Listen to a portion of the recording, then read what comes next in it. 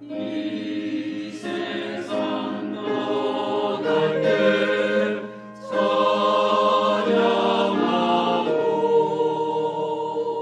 숨질 때 하는 건 이것일세.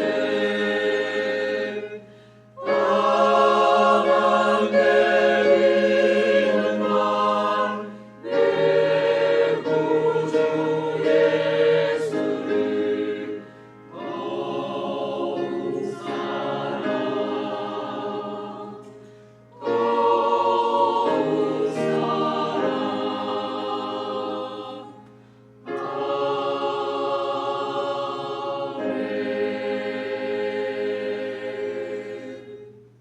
아멘. 자, 광고하겠습니다. 광고는 주보를 참조하시면 좋겠고, 다음 주일 날은 중직자 선거를 위한 공동회의가 낮 1부 예배 후, 2부 예배 후 이렇게 계속 연결해서 있겠습니다. 그러니까 1부 예배에서 선거 1부 마치고 투표를 하든지 2부 예배 투표하든지 이렇게 다 할 수 있도록 그렇게 했으니까요. 다음 주일 공동회의는 세례 교인만 참여할 수 있습니다. 그래서 우리 교회에 지금 이렇게 세례 교인이면서 지금 그 교적을 그대로 지금 있는 분들 지금 당회에서 어느 정도 일부는 제외시키고 그렇게 다음 주일날 게시판에 공동회에 회원권이 있는 사람들을 게시를 하겠습니다. 그러니까 그 본인 이름을 확인하고 그리고 회원권이 없는 분들은 여기 예배는 참석할 수 있지만 공동회는 참석을 못할 겁니다. 그렇게 아시고, 그리고 이렇게 공동회에서 중직자 선거하는 일에 우리 성도님들이 한 마음이 되어서 일꾼을 세우는 일에 동참을 해 주시면 감사하겠습니다. 영남 지역 장로회가 부부 수련회로 화요일 수요일이 있습니다. 위에서 기도해 주시면 감사하겠습니다. 나머지 광고는 주보를 참조하시면 되겠고요. 자, 우리 성경 구절 우리 같이 한번 외워보겠습니다. 자, 고린도전서 13장 1절에서 13절 한번 쭉 외워보겠습니다. 자, 내가 사람의 방언과 천사의 말을 할지라도 사랑이 없으면 소리는 구려. 시작. 내가 사람의 방언과 천사의 말을 할지라도 사랑이 없으면 소리나는 구리와 울리는 꽹과리가 되고, 내가 예언하는 능력이 있어 모든 비밀과 모든 지식을 알고 또 산을 옮길 만한 모든 믿음이 있을지라도 사랑이 없으면 내가 아무것도 아니요, 내가 내게 있는 모든 것으로 구제하고 또 내 몸을 불사르게 내줄지라도 사랑이 없으면 내게 아무 유익이 없느니라. 사랑은 오래 참고 사랑은 온유하며 시기하지 아니하며 사랑은 자랑하지 아니하며 교만하지 아니하며 무례히 행하지 아니하며 자기의 유익을 구하지 아니하며 성내지 아니하며 악한 것을 기뻐하지 아니하며 불의를 기뻐하지 아니하며 진리와 함께 기뻐하고 모든 것을 참으며 모든 것을 믿으며 모든 것을 바라며 모든 것을 견디느니라. 사랑은 언제까지나 떨어지지 아니하되 예언도 패하고 방언도 거치고 지식도 패하리라. 우리는 부분적으로 알고 부분적으로 예언하니 온전한 것이 올 때에는 부분적으로 하던 것이 패하리라. 내가 어렸을 때에는 말하는 것이 어린아이와 같고 깨닫는 것이 어린아이와 같고 생각하는 것이 어린아이와 같다가 장성한 사람이 되어서는 어린아이의 일을 버렸노라. 우리가 지금은 거울로 보는 것 같이 희미하나 그때에는 얼굴과 얼굴을 대하여 볼 것이요, 지금은 내가 부분적으로 아나 그때에는 주께서 나를 아신 것 같이 내가 온전히 알리라. 그런즉 믿음, 소망, 사랑 이 세 가지는 항상 있을 것인데 그 중에 제일은 사랑이라. 아멘. 신명기 6장 4절에서 9절입니다. 이스라엘 들으라. 시작. 이스라엘아 들으라. 우리 하나님 여호와는 오직 유일한 여호와이시니 너는 마음을 다하고 뜻을 다하고 힘을 다하여 내 하나님 여호와를 사랑하라.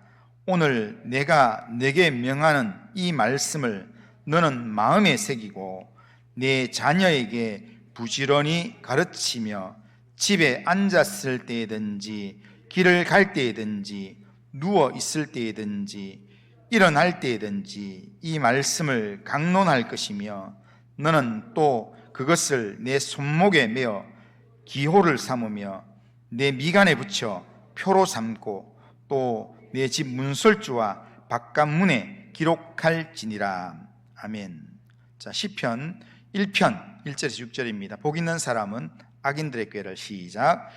복 있는 사람은 악인들의 꾀를 따르지 아니하며 죄인들의 길에 서지 아니하며 오만한 자들의 자리에 앉지 아니하고 오직 여호와의 율법을 즐거워하여 그의 율법을 주야로 묵상하는 도다. 그는 시냇가에 심은 나무가 틀을 따라 열매를 맺으며 그 잎사귀가 마르지 아니함 같으니 그가 하는 모든 일이 다 형통하리로다. 악인들은 그렇지 아니하며 오직 바람에 나는 겨와 같도다. 그러므로 악인들은 심판을 견디지 못하며 죄인들이 의인들의 모임에 들지 못하리로다. 무릇 의인들의 길은 여호와께서 인정하시나 악인들의 길은 망하리로다. 아멘. 자, 시편 23편. 여호와는 나의 목자시니 시작. 여호와는 나의 목자시니 내게 부족함이 없으리로다. 그가 나를 푸른 풀밭에 누이시며 쉴 만한 물가로 인도하시는도다.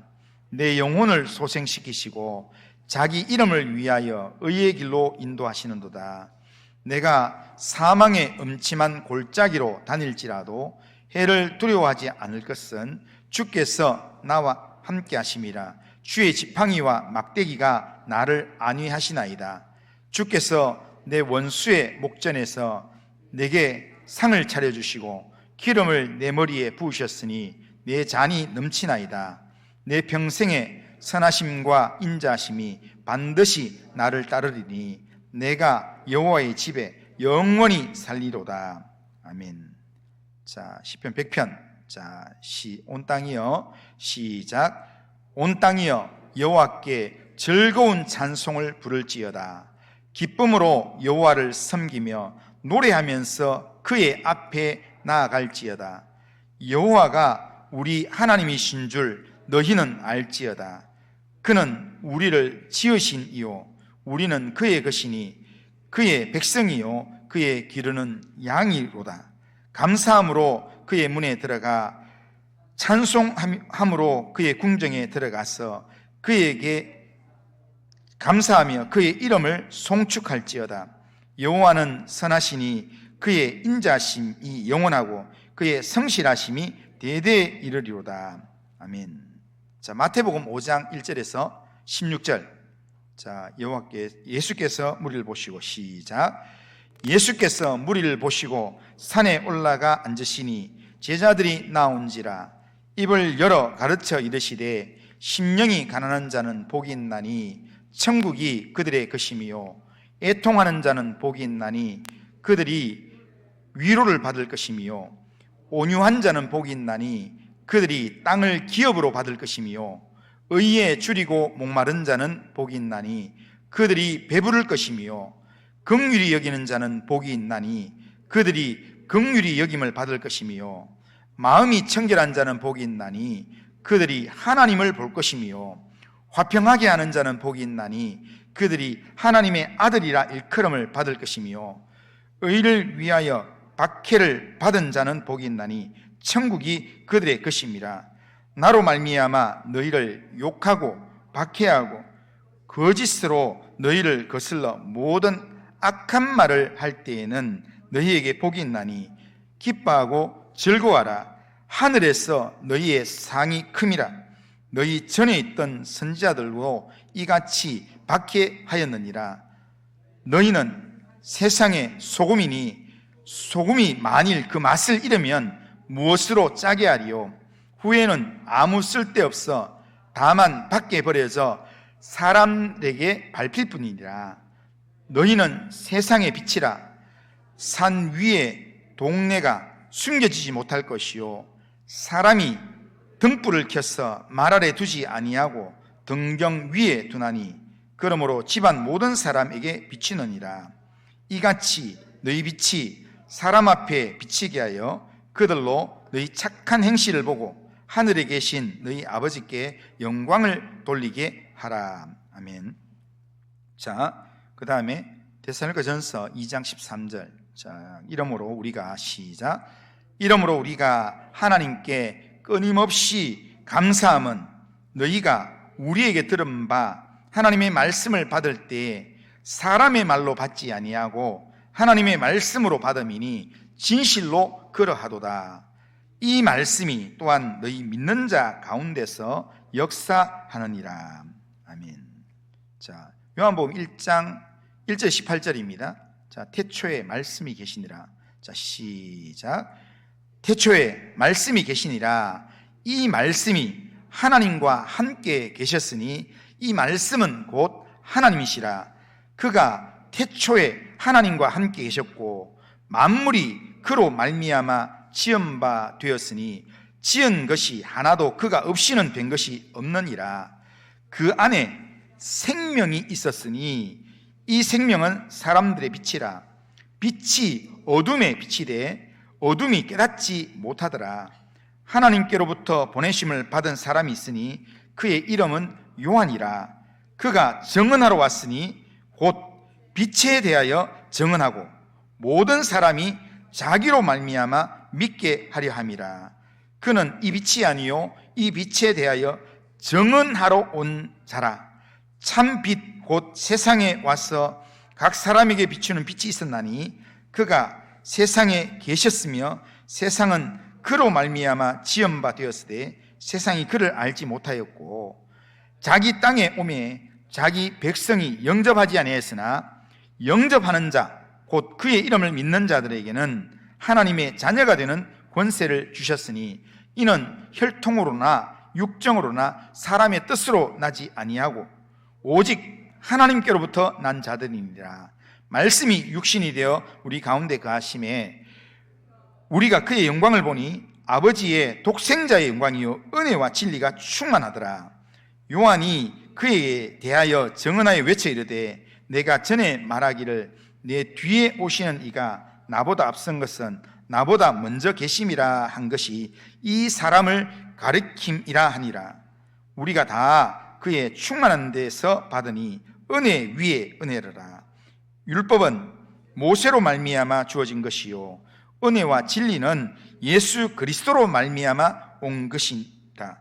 본래 하나님을 본 사람이 없으되 아버지 품속에 있는 독생하신 하나님이 나타내셨느니라.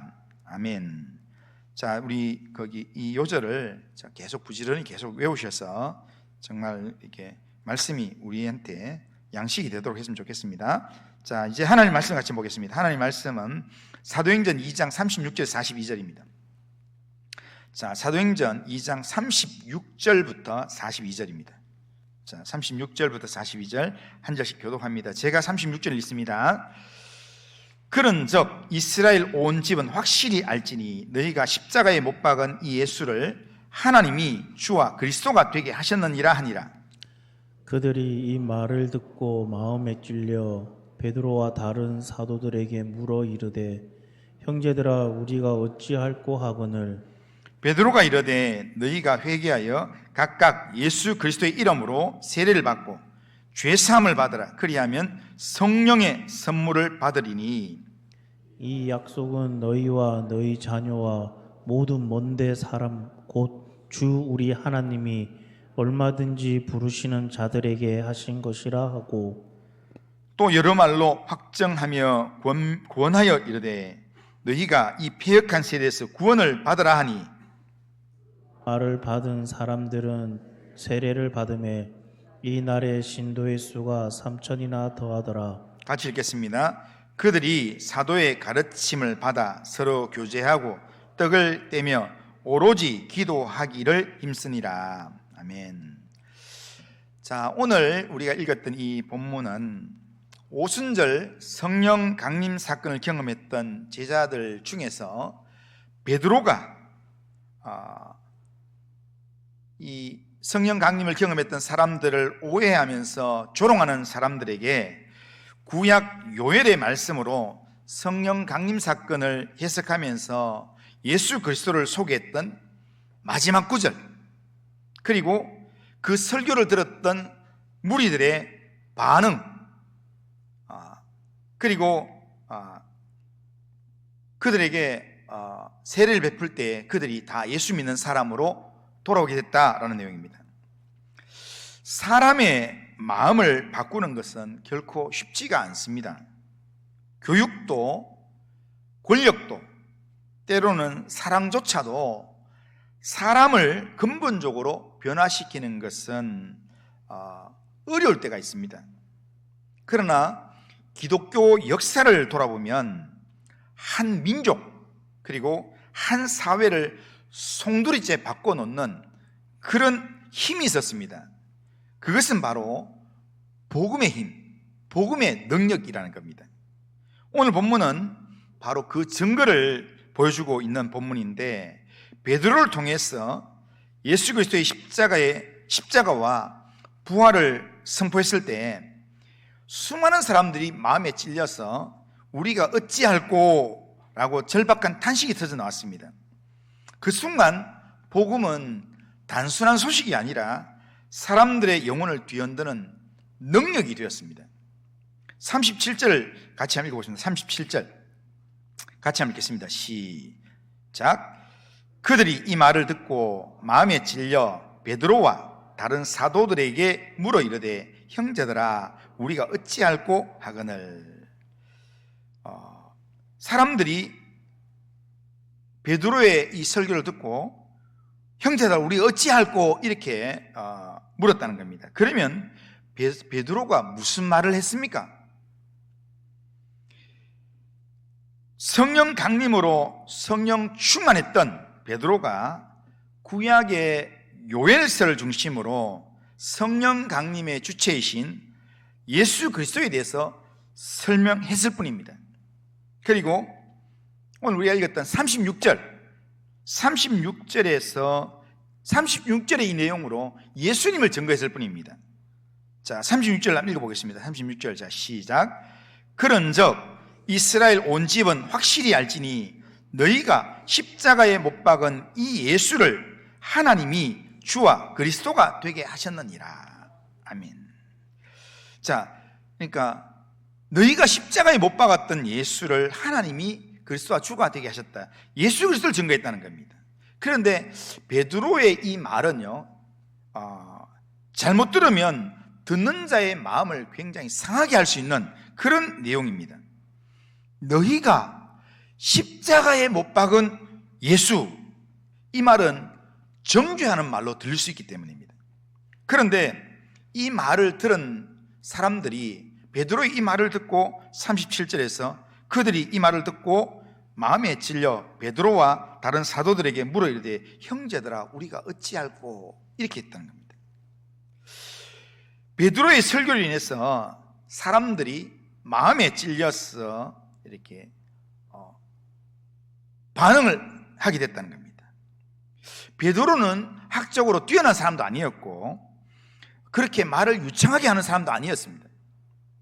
사도행전 4장 13절에 보면 베드로가 제사장, 그 당시에 종교 지도자인 제사장과 사두개인들 앞에 섰을 때에 그때 신문을 받다가 베드로가 대답할 때 그때 제사장과 사두개인들이 베드로와 요한에 대해서 말하는 내용이 나옵니다. 4장 13절 보면 한번 읽어보겠습니다. 시작.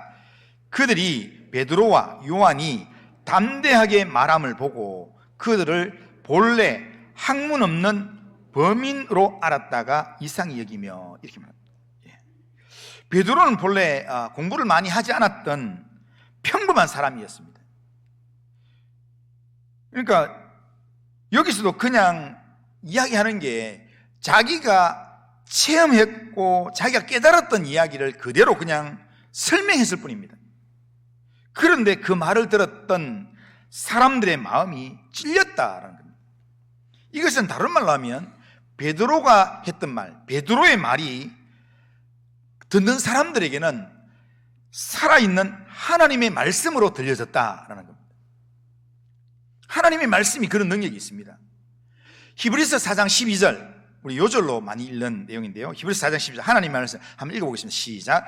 하나님의 말씀은 살아있고 활력이 있어 좌우에 날선 어떤 검보다도 예리하여 혼과 영과 및 관절과 골수를 찔려 쪼개기까지 하며 또 마음의 생각과 뜻을 판단하나니. 아멘.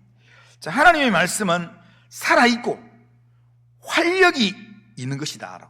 그래서 듣는 자의 마음을 찔러 쪼개기까지 한다는, 찌른다는 겁니다. 여기서 찌른다라는 말은 단순히 감동을 준다 이런 말이 아니라 심장을 뚫는 듯한 통증을 이야기하는, 찌르는 거는. 그러니까 성령께서 말씀을 전할 때 하나님의 말씀 가운데 성령이 역사하면 복음이 그냥 추상적인 정보 정도가 아니라 내 영혼을 흔드는 능력이 된다는 겁니다. 그래서 베드로의 말에 사람들이 베드로가 전했던 그 말이 하나님의 말씀으로 딱 찔리니까, 그러니까 사람들이 형제들아 우리가 어찌할꼬 이렇게 얘기한다는 겁니다. 이 말은 다르게 말하면요, 베드로의 이 전했던 이것은 베드로의 능력이 아니고 지금 베드로가 전한 하나님의 말씀, 복음의 능력 때문이라는 겁니다.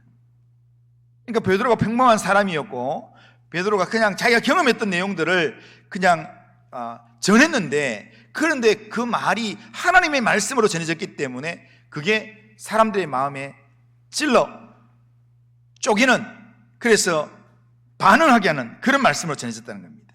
그러니까 베드로가 능력이 있어서 그런 게 아니라 베드로가 전한 하나님의 말씀 자체의 능력이 있어서 그렇게 됐다는 겁니다.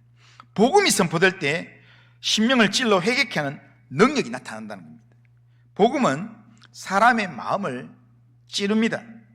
사람의 생각 정도가 아니라 가치관까지 변화시키는 그런 말씀이 된다는 겁니다.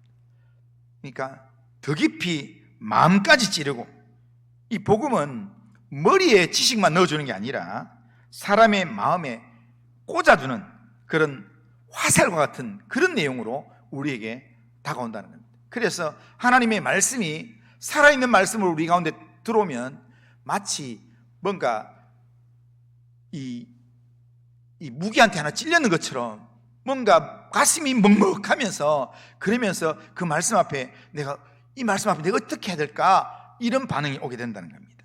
그러기에 이미 복음을 받은 우리 성도님들은 우리가 주의 말씀을 받을 때 어떻게 받아야 되는가, 주의 말씀을 읽고 주의 말씀을 들을 때 우리가 머리로 받지 않아요. 말씀을 받을 때는 어떻게 받아야 되는가? 마음으로 받아야 합니다. 항상 하나님의 말씀 안에서 하나님이 우리를 향하여서 선포하시는 능력의 말씀에 우리가 귀를 기울이고, 하나님의 말씀에 귀를 기울이고 하나님께 영적으로 반응하고 그렇게 합니다. 그럴 때 하나님의 말씀의 화살에 꽂혀가지고 순종하게 될 때, 그럴 때 우리의 삶의 역사가 일어나는 겁니다. 변화가 일어나는 겁니다. 심령이 새로워지고 죄에 대한 회개가 일어나고 하나님께서 우리 심령에 부어주시는 새로운 은혜를 경험하는 놀라운 변화가 일어나게 된다는 겁니다. 하나님의 말씀을 마음으로 받으시기를 주님의 이름으로 축복합니다. 하나님의 말씀을 그냥 머리로 그냥 이렇게 내가 이해하는 내용으로만 받으면 지식적으로는 오늘 말씀 들었다라고 하지만 그게 내 영혼에는 아무 유익이 없습니다. 하나님의 말씀을 내 입에 두고 내 마음에 두어서 말씀이 나를 바꾸는 그런 말씀으로, 내 심령을 움직이는 말씀으로 우리가 받아야 된다는 겁니다. 마음으로 말씀을 받는 사람은 그 말씀을 받을 때 즉시 어찌할꼬, 이 말씀 앞에 내가 어찌할꼬, 이런 반응을 보이게 됩니다. 그러니까 말씀을 머리로 받는 사람하고 말씀을 마음으로 받는 사람의 차이가 분명히 있습니다. 말씀을 머리로 받는 사람은요, 말씀을 들을 때 그런가? 왜 그렇지? 정말 그럴까? 이 정도로 반응을 합니다. 그런데 마음으로 말씀을 받는 사람은 그 말씀에 대한 반응으로 마음에 회개가 일어나고, 그리고 행동에 변화를 결단하게 된다는 겁니다. 아, 내가 이렇게 살아야겠다, 내가 이런 삶으로 나아가야겠다 하는 겁니다. 변화가 일어나는 삶이 나타난다는 겁니다. 우리의 신앙을 한번 점검해 보시길 바랍니다. 오랫동안 우리가 성경을 읽고, 우리가 말씀을 듣고, 또한 이렇게 설교를 듣고 지냈는데, 그런데 행동으로 옮겨지는 경우가 얼마나 있었는가, 우리가 스스로를 한번 돌아보길 바랍니다. 그것은 우리가 마음으로 말씀을 받았는가를 점검해 볼 수 있는 내용입니다. 말씀을 마음으로 받지 않고 하나님의 말씀 앞에서 회개함이 없는 그런 신앙생활은 하면 할수록 점점 우리로 하여금 이 신앙생활이 위험해질 수 있습니다. 왜냐하면 말씀을 듣는데도 이 말씀이 내 마음속으로 내려가지 않고 내 머리에만 남는 이 내용이 되면 자칫하면 어떻게 되는가 하면요, 이 영적 암이 될 수도 있습니다. 그래서 우리가 하나님께로 깊이 나아가는 길에 걸림돌이 될 수 있어요. 그러니까 하나님의 말씀을 마음으로 안 받고요, 머리로 받아서 많이 알고 있는 사람이 종교 생활은 잘하는데요, 그런데 하나님께 깊이 나가지 못해요. 나가다 보면 뭔가 자기가 갖고 있는 그것 때문에 걸려가지고 결국 더 이상 들어가지는 못해요. 제가 이렇게 그 청년 사역할 때 한 청년이 이게 말씀에 대한, 지식에 대한 욕구가 너무 강했어요.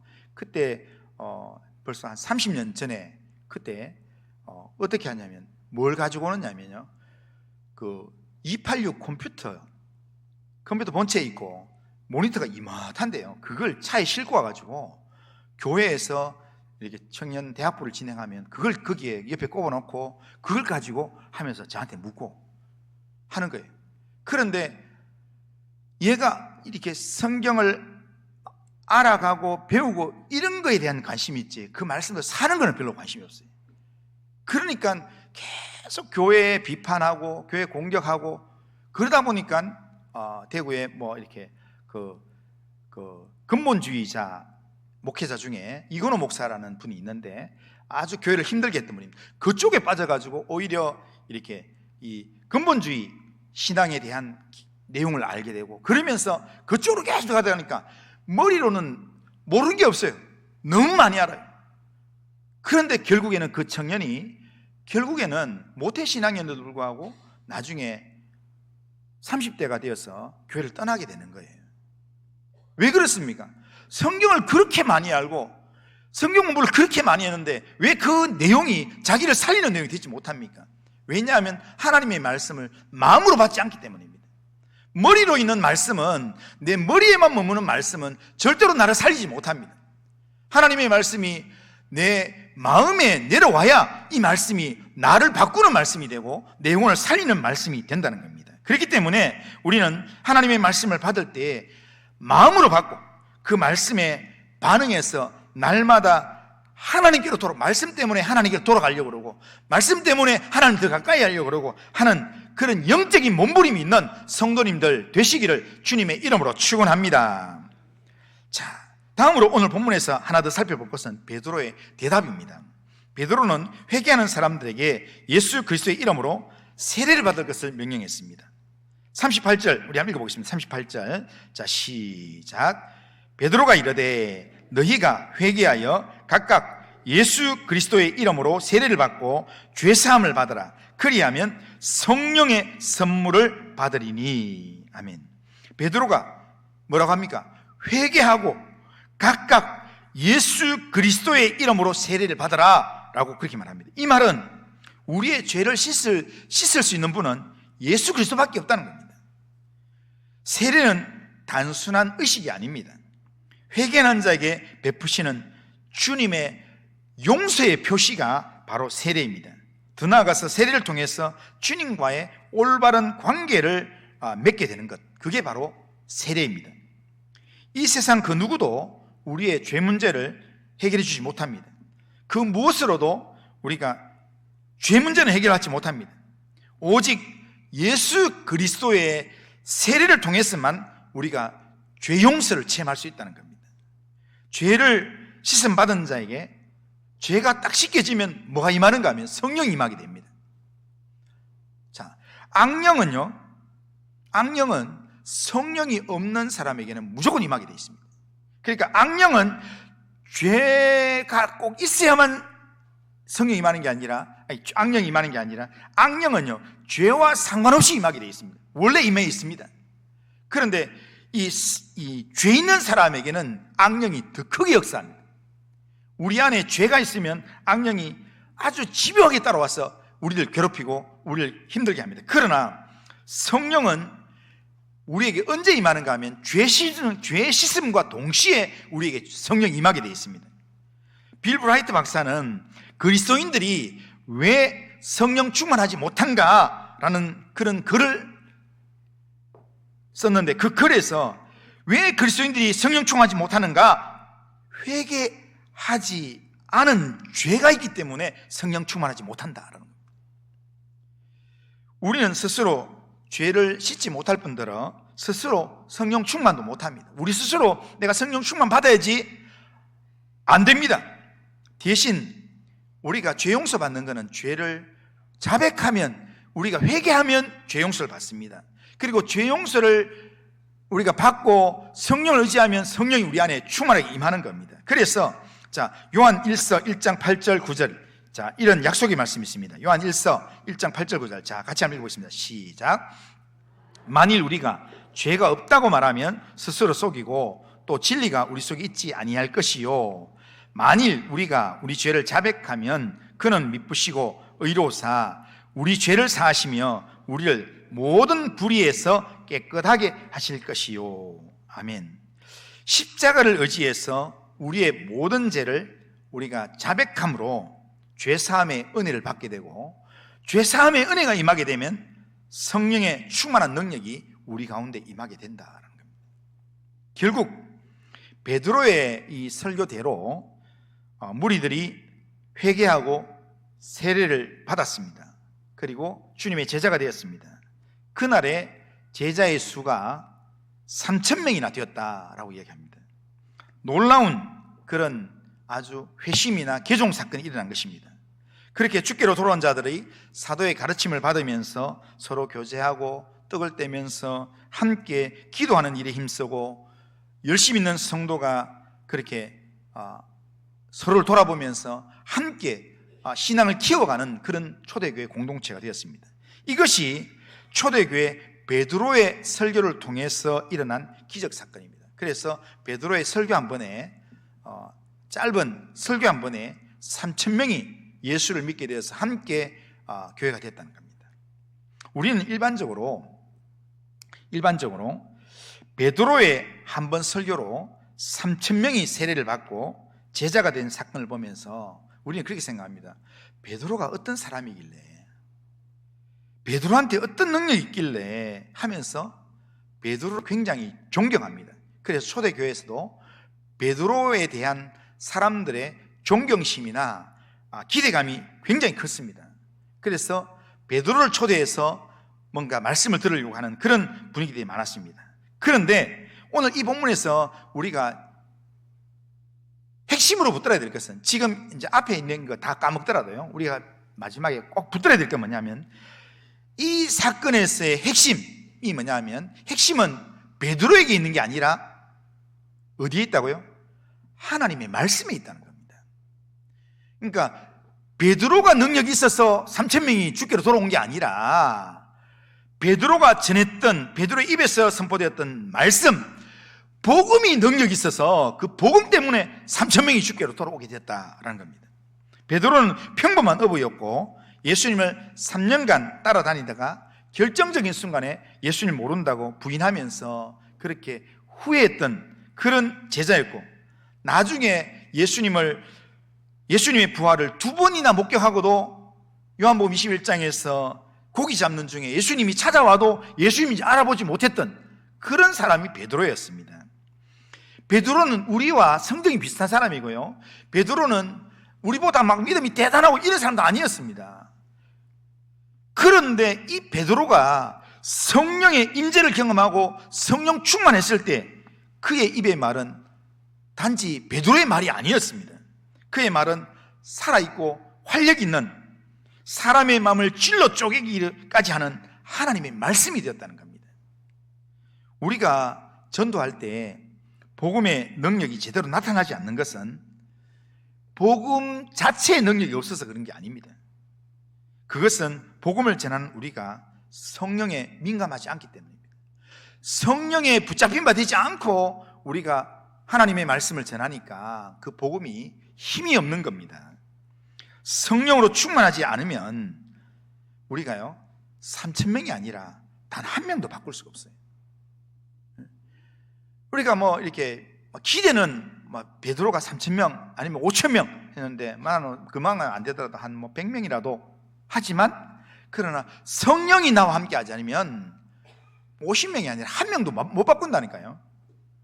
작정하고 가서 이렇게 설명을 해도요 1시간, 2시간, 하루 종일 이야기해도 한 사람이만 못 바꿔요. 반대로 성령이 역사하면 단 한마디의 말에서 그 말이 하나님의 능력의 말씀이 되어서 그 사람의 마음에 감동을 주고 영적인 돈을 주는 그런 말씀으로 변화된다는 겁니다. 복음은 성령을 통해서 능력으로 전해지고 나타나게 된다는 겁니다.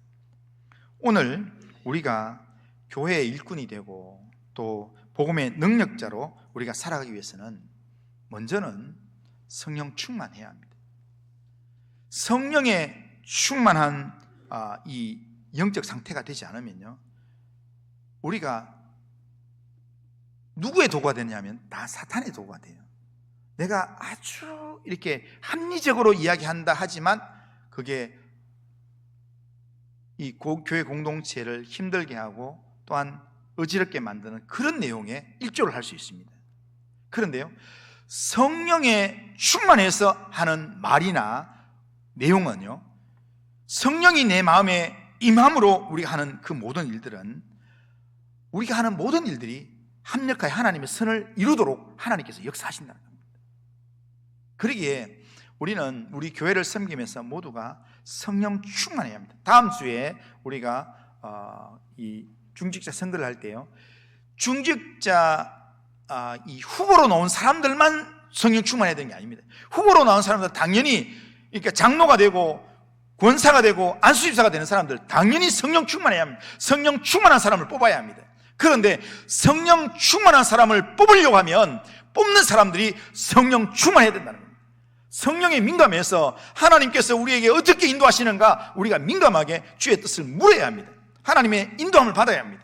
그렇게 해서 하나님의 인도하심을 따라서 하나님께서 우리에게 주시는 감동을 따라서 우리가 일들을 감당하고, 하나님께서 우리에게 직분을 주실 때 감동을 따라서 감사함으로 그 일들을 감당할 때 우리는 우리를 통해서 하나님의 나라가 시작될 것이고 하나님의 나라가 확장되는 일에 우리가 쓰임받게 될 것입니다.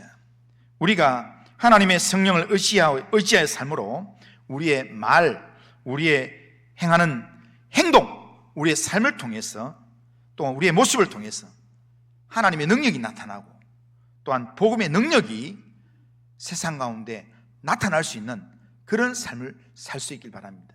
오늘 오전에 말씀드린 대로 우리가 내 이 종말 신앙으로 내 주어진 일에서 내가 성실하게 살아가는 것, 최선을 다해서 내가 이렇게 게으르지 않고 살아가는 것도요 내 힘으로 안 됩니다. 사람은요 거의 다 어떠냐면요 작심삼일.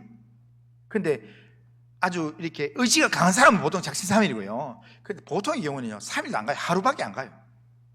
그런데 아무리 의지가 약한 사람이라도 성령이 그 마음을 딱 장을 하면요 그러면 바로 은혜가 임하면서 감당하게 된다. 저는요 어릴 적부터 목사가 되겠다고 기도했던 사람이지만, 그렇지만 제일 부담이 되는 게 뭐였냐면요 새벽 기도 가는 게 너무 부담이 되었습니다. 그래서 대학교 다니면서 제가 7시에 학교를 가고 저녁 9시 반에 집에 오고 이러면서 저녁에 수요 예배나 또 뭐 금요 기도에 철야도 하고 했지만 새벽에는 진짜 가기 힘든 거예요. 교회에서 아예 잠을 자지 않는 이상은 가기 힘든 거예요. 그런데요, 신대원을 제가 이제 대학 4학년 때 신대원을 준비한다고 이렇게 하니까, 그러니까 어머니가 늘 야, 신대원 갈 목사할 사람이 새벽기도 가야지. 그런데요, 어머니가 깨우니까 어쩔 수 없이 일어나가지고 가는데, 교회 가면요, 앉아있으면 한마디도 안 들리고 계속 졸음이 오는 거예요. 그런데 매일 이렇게 신학 준비를 위해서 성경 읽고 하다가 어느 날 말씀을 읽는 중에 말씀이 내 마음 가운데 막 강력한 은혜로 확 임했어요. 그날 이후로요, 놀라운 일이 생겼어요. 그날 이후로요, 4시 좀 넘으면 나도 모르게 눈이 떠져요. 그냥 누군가 깨워요, 나를. 새벽 되면 그냥 누군가가 내 몸을 흔들어서 깨우면서 눈을 딱 뜨면, 아, 주님이 나를 기다리고 있는구나, 주님이 나를 기다리신다는데 라는 그 마음 때문에 벌떡 일어나가지고요, 그리고 문 앞에서 기다리는 거예요. 그리고는 어머니가 나 준비되다 오면 갑시다 하고 가고, 신대원 들어가기 대학 4학년 4월달인가 5월달부터 제게 하나님의 은혜가 딱 임하니까요, 대학 4학년 때 학교 다니면서 그렇게 얼마나 그랬습니까? 그런데 그걸 감당했어요. 방해하면서도, 방위병하면서, 교회하면서, 그런데도 매일 새벽에 누가 깨워주지 않더라도 벌떡 일어나서 설교 준비하고 또 가고 이렇게 했다는 거예요. 하나님의 영이 하지 않으면 그 절대로 못하는 일이에요. 오늘 우리가 살아가는 우리의 삶에서 우리 어떤 옆에 있는 목사님이 있잖아요, 이렇게 그렇게 얘기하더라고요. 새벽기도 가는 방법은 좋은 방법이 있다, 이거는 거의 90% 이상은 된다 이러면서 뭐라고 하냐면, 잠자기 전에 물을 2리터 마시고 자면 무조건 새벽에 일어나게 된다. 못 일어나서 교회 새벽기도 못 온다는 거는 다 거짓말이다 하면서 물을 2리터 마시고 그렇게 자라 이러는데, 그런데 그 잠자기 전에 물을 2리터 마시는 거는 몸에 안 좋답니다. 염분이 없어져 가지고 굉장히 심각한 상황을 줄 수 있다고 합니다. 그런데 그 물로도 우리가 있잖아요, 오줌 소변 때문에 일어날 수도 있지만 그건 오래 못 갑니다. 그런데 성령께서 내 몸을 깨워주시는 그런 영적인 변화가 우리 가운데 오면요, 그러면 성령이 내 안에 소멸되지 않는 이상은 우리는 계속해서 하나님을 섬기는 삶을 살게 될 줄로 믿습니다. 그러기에 오늘 하나님 앞에서 예배드리고 또 한 주간 살아가는 중에 하나님의 성령을 의지해서, 하나님이여 내 안에 성령 충만하게 하시고 우리 교회 안에 성령 충만하게 하셔서 하나님의 성령의 능력이 복음의 능력이 되어서 내 삶을 변화시켜 주옵소서, 우리 교회를 변화시켜 주옵소서, 그렇게 기도하는 성도님들 다 되시기를 주님의 이름으로 축원합니다. 자, 우리 찬송 한번 부르고 기도하겠습니다. 찬송가 191장, 내가 매일 기쁘게 순례의 길 행함은.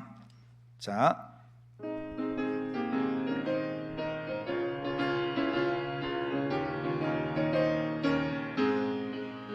내가 매일 기쁘게 순례의 길 행함은 주의 팔이 나를 안보함이요, 내가 주의 큰 복을 받는 참된 비결은 주의 영이 함께함이라.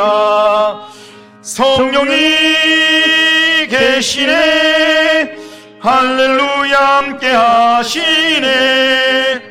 좁은 길 걸으며 밤낮 기뻐하는 것 주의 영이 함께함이라.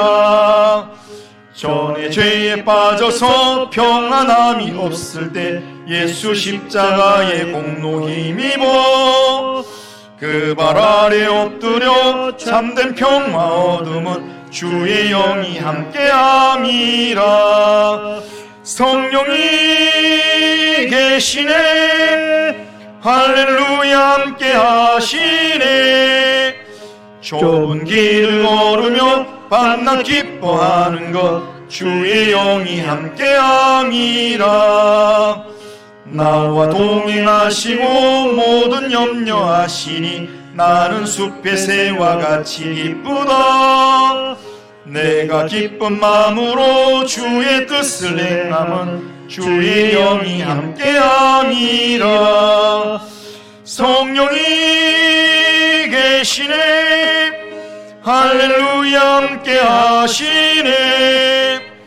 좁은 길을 걸으며 밤낮 기뻐하는 것 주의 영이 함께함. 세상 모든 욕망과 나의 모든 정욕은 십자가에 이미 못을 박았네. 어두운 밤이 지나고 무거운 짐 벗으니 주의 영이 함께함이라. 성령이 계시네. 할렐루야 함께 하시네. 좁은 길을 걸으며 밤낮 기뻐하는 것 주의 영이 함께함이라. 이 시간 우리 짧게 한번 기도하겠습니다. 기도할 때 우리가 성령이 내 안에 충만하지 않으면 우리가 죽도 밥도 되지 않습니다. 우리가 이 시간 하나님 앞에서 교회를 섬기고 또한 교회의 직분을 맡고 하는 모든 일에서 하나님 내 안에 성령이 충만하게 해주시옵소서. 그래서 성령의 은혜 안에서 말씀을 듣고 말씀에 반응하게 해주시옵소서. 그리고 하나님 말씀을 받을 때에 머리로 말씀만 받지 않게 하시고 말씀을 받을 때 내 마음으로 말씀을 받을 수 있도록 주님 인도하여 주옵소서. 그래서 말씀 받으면서 하나님 이 말씀 앞에 내가 어떻게 순종할 수 있습니까? 그렇게 영적으로 반응하는 그런 삶을 살 수 있도록 인도하여 주옵소서. 위에서 같이 한번 기도하고 다음 주에 있을 우리 공동회를 위해서 우리 교회가 성령 충만한 교회가 되게 하시고 하나님의 영이 충만하게 역사하는 그런 교회가 되도록 공동회가 은혜 중에 진행되도록 인도해 주옵소서. 위에서 같이 한 목소리로 같이 한번 기도하겠습니다. 같이 한번 기도합니다.